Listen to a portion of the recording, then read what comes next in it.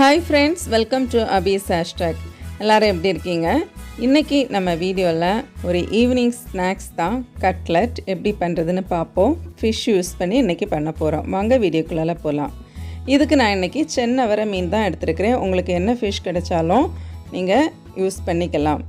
இதை குக் பண்ணுறதுக்கு கொஞ்சம் ஒரு பாத்திரத்தில் தண்ணி விட்டு மஞ்சத்தூளும் சால்ட்டும் போட்டு நம்ம ஃபிஷ்ஷை நல்லா கொதிக்க விட்டு வேக வைப்போம். நல்லா ஆறுனதுக்கு பிறகு இதில் இருக்கிற முள்ளை எல்லாம் ரிமூவ் பண்ணிவிட்டு ஃப்ளஷ் மட்டும் நம்ம எடுத்து செப்பரேட் பண்ணுவோம். இன்றைக்கி எனக்கு ஒரு பவுல் ஃப்ளஷ் ஃபிஷ்ஷோட ஃப்ளஷ் மட்டுமே கிடச்சிருக்கு. இப்போ கட்லெட்டுக்கு என்னென்ன தேவையான பொருட்கள் பார்ப்போம். ஒரு கப்பு முள் இல்லாத ஃபிஷ் எடுத்து வச்சுருக்கிறேன். அரை கப் பிரெட் க்ரம், ஒரு மீடியம் சைஸ் ஆனியன் சாப் பண்ணி வச்சுருக்கிறேன். அது மாதிரி கறி லீஃப் கொஞ்சம் கட் பண்ணி வச்சுருக்கிறேன்.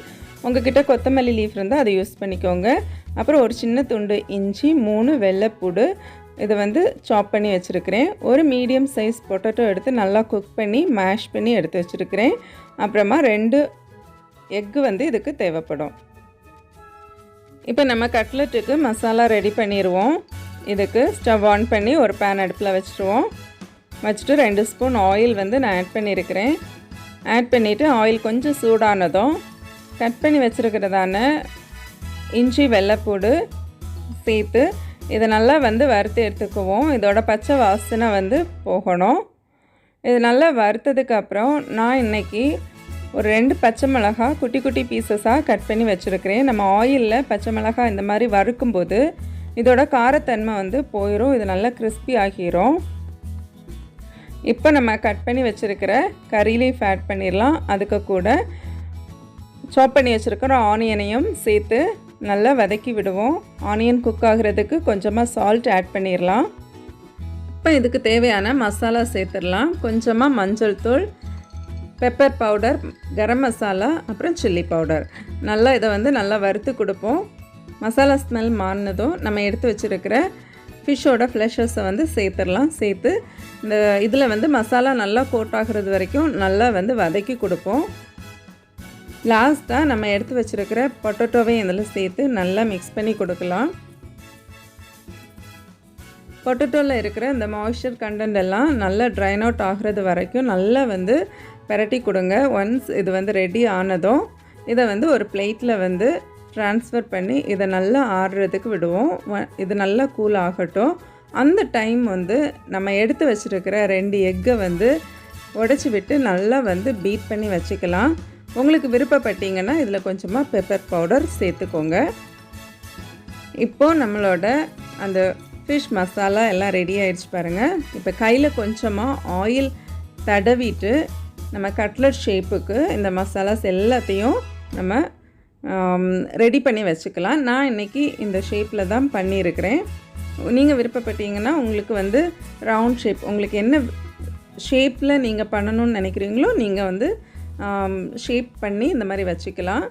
இப்போ இதோட அவுட்டர் கோட்டிங் தான் நம்ம கொடுக்க போகிறோம். இதுக்கு நம்ம எடுத்து வச்சுருக்கிற பிரெட் க்ரம்ஸை ஒரு பிளேட்டில் போட்டு ஸ்ப்ரெட் பண்ணி வச்சுட்டு நம்ம ரெடி பண்ணி வச்சுருக்கிற கட்லெட்டை எக்கில் டிப் பண்ணி அப்புறமா பிரெட் கோட்டில் இதை ரோல் பண்ணி எடுக்கும்போது நம்மளோட கட்லெட் ரெடி ஆகிடுச்சு பாருங்கள். ஸோ இப்படி நான் இன்றைக்கி எல்லாத்தையும் ரெடி பண்ணி வைக்கிறேன். இப்போ லாஸ்ட்டாக கொஞ்சமாக எக்கும் கொஞ்சமாக பிரெட் க்ரம்ஸும் மீதி இருக்கும். இதை நீங்கள் வேஸ்ட் பண்ண வேண்டாம். இந்த மாதிரி 2ஐயும் சேர்த்து மிக்ஸ் பண்ணி ஒரு பவுலில் ஒரு சைடில் வச்சுருங்க. லாஸ்ட்டாக நமக்கு இதை ஃப்ரை பண்ணி எடுக்கலாம். இப்போ கட்லெட் பொரிக்கிறதுக்கு ஒரு பேனில் கொஞ்சம் ஆயில் விட்டு ஸ்டவ் ஆன் பண்ணிடுங்க.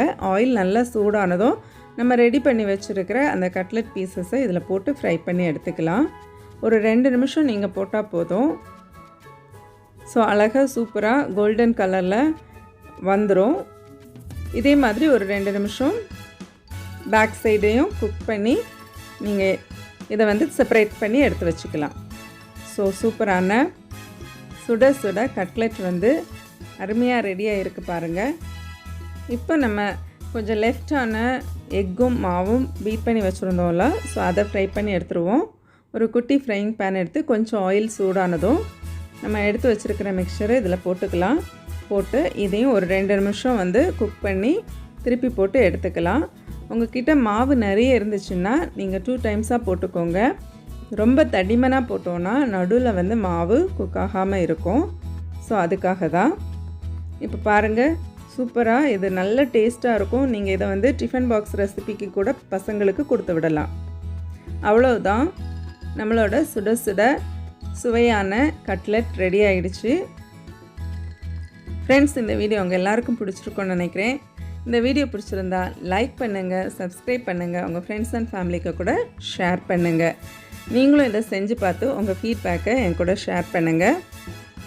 நான் இன்னொரு இன்ட்ரெஸ்டிங்கான வீடியோவோடு உங்களை சந்திக்கிறேன். அது வரைக்கும் பாய், டேக் கேர், தேங்க்ஸ் ஃபார் வாட்சிங்.